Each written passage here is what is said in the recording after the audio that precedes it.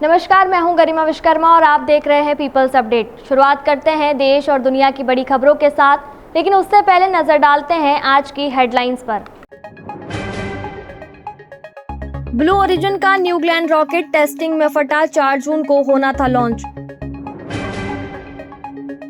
Twisha Sharma case में बड़ा मोड़, पति और सास को 5 दिन की सीबीआई रिमांड। कर्नाटक में बड़ा सत्ता बदलाव, राज्यपाल ने किया सिद्धारमैया का इस्तीफा मंजूर। हमीरपुर में निर्माणाधीन पुल तेज आंधी में ढहा, 6 मजदूरों की मौत। नीट पेपर लीक केस में सुप्रीम कोर्ट की सख्त टिप्पणी, एनटीए को सिस्टम सुधार के दिए निर्देश। अमेरिका के फ्लोरिडा में ब्लू ओरिजिन का new Glenn rocket hot fire testing के दौरान अचानक लॉन्च पैड पर फट गया, जिससे पूरे इलाके में आग की ऊंची लपटें और धुएं का गुबार फैल गया।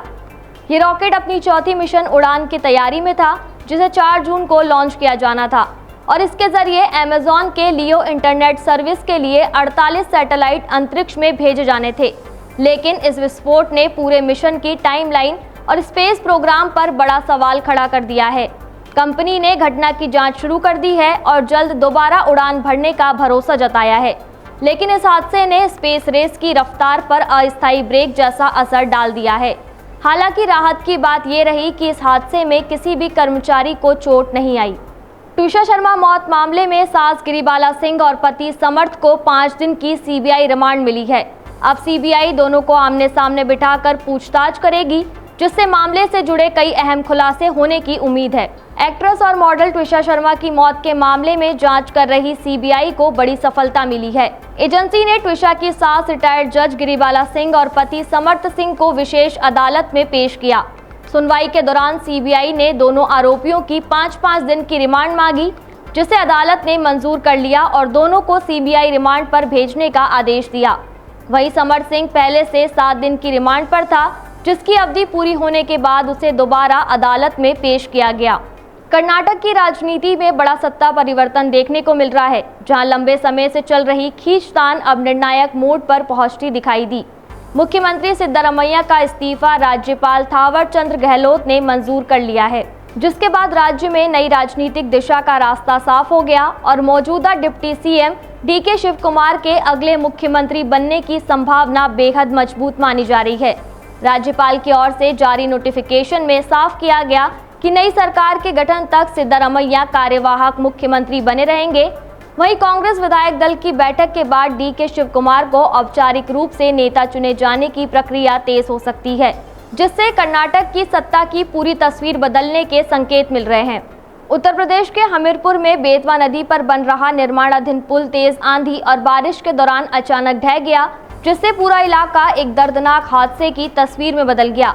इस हादसे में पुल का एक हिस्सा भरभराकर गिर पड़ा और वहां काम कर रहे कई मजदूर मलबे के नीचे दब गए, जिनमें 6 लोगों की मौत हो गई। सूचना मिलते ही पुलिस प्रशासन और एसडीआरएफ की टीमें मौके पर पहुंची और रेस्क्यू ऑपरेशन शुरू किया गया, जहां मलबा हटाने का काम लगातार जारी है। हादसे के वक्त तेज हवाओं और बारिश ने स्थिति को और मुश्किल बना दिया था, जब अचानक पुल का स्लैब गिरा और मजदूरों को संभलने का मौका तक नहीं मिला। जिला प्रशासन ने पूरे मामले की जांच के आदेश दे दिए हैं और मृतकों के परिवार को सहायता देने की घोषणा की है। नीट पेपर लीक मामले को लेकर सुप्रीम कोर्ट में आज कई याचिकाओं पर एक साथ अहम सुनवाई हुई, जहां जस्टिस पीएस नरसिम्हा और जस्टिस आलोक आराधे की बेंच ने सुनवाई करते हुए साफ टिप्पणी की कि एनटीए को परीक्षा संचालन में पारदर्शिता और सख्ती के लिए यूपीएससी जैसे मॉडल से सीख लेनी चाहिए।